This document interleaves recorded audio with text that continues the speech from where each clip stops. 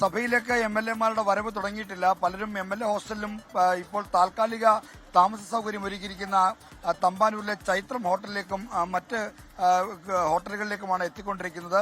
ഇവിടെ ഇപ്പോൾ അല്പം മുമ്പ് വരെ നല്ല മഴയുണ്ടായിരുന്നു. അപ്പോൾ ഒരു മഴയത്ത് ആദ്യമായി സ്കൂൾ പ്രവേശനത്തിന് പോകുന്ന കുട്ടികളെ പോലെ എംഎൽഎമാർ നിയമസഭയിലേക്ക് വന്നു കയറുന്ന ഒരു ദൃശ്യമായിരുന്നു ഞാനിങ്ങനെ ആലോചിച്ചിരുന്നത്. എന്നാൽ മഴ ഒരല്പം ശമിച്ചിട്ടുണ്ട്. അപ്പോൾ നിയമസഭയിലേക്ക് ഓരോ എംഎൽഎമാരും എത്തിത്തുടങ്ങും. 9 മണിക്കാണ്. അതുകൊണ്ട് 8 മണിയോടുകൂടി 8 മണി കഴിഞ്ഞായിരിക്കും ഈ എംഎൽഎമാർ എല്ലാവരും ഇവിടേക്ക് എത്താൻ പോകുന്നത്. ഇതിൽ 13 എംഎൽഎമാർ 140 എംഎൽഎമാരിൽ 13 എംഎൽഎമാർ ഒരിക്കൽ പോലും ഈ നിയമസഭയുടെ കവാടം കടന്ന് സഭയ്ക്കകത്തേക്ക് പോയിട്ടില്ല. അതിനകത്തേക്ക് നമ്മുടെ അബിൻ വർക്കി, കോടിയേട്ട അടക്കമുള്ള ആളുകളൊക്കെ ഉണ്ട്.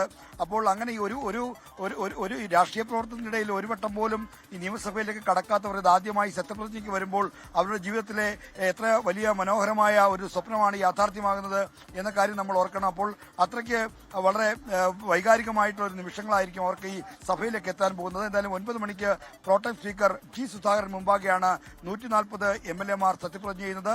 സിപിഎം വിട്ട് അമ്പലപ്പുഴയിൽ ജനകീയ സ്വതന്ത്ര സ്ഥാനാർത്ഥിയായി മത്സരിച്ച ജി സുധാകരൻ ഈ സഭയിലെ ഏറ്റവും മുതിർന്ന അംഗങ്ങളിൽ ഒരാളാണ്.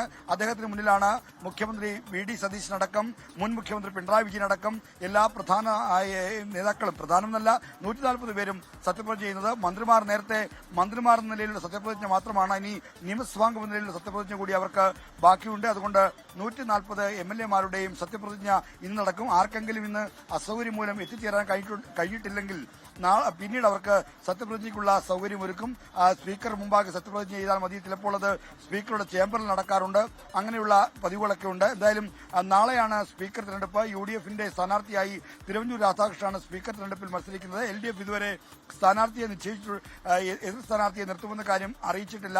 102 സീറ്റിന്റെ ഭൂരിപക്ഷമുള്ള യുഡിഎഫിനെതിരെ മത്സരിച്ച് തൽക്കാലം ഒരു എതിർ സ്ഥാനാർത്ഥിയെ നിർത്താൻ എൽഡിഎഫ് തയ്യാറായേക്കില്ല എന്ന് വേണം കരുതാൻ.